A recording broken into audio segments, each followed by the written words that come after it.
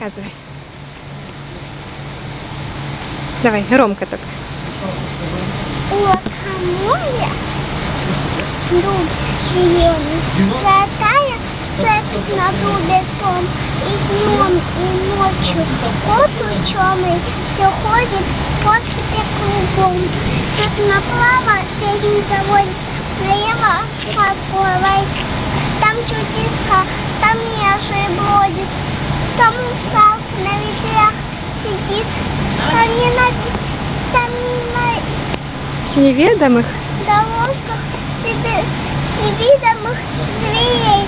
Там тупо с бабой ягодит. Идет сама с собою. Там лес. Идол. Мучений полных. Там заехали хлынут волны.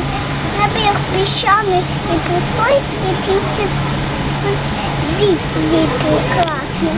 И с ними дядька. Своих морской. Там...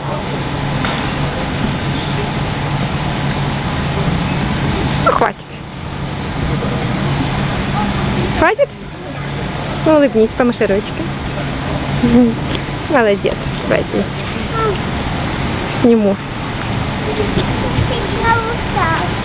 Да? Русалки там личико чуть-чуть вырезано. Да, вырезано личико такое красивое.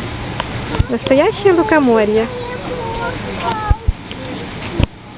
Чего? А? Русалки нет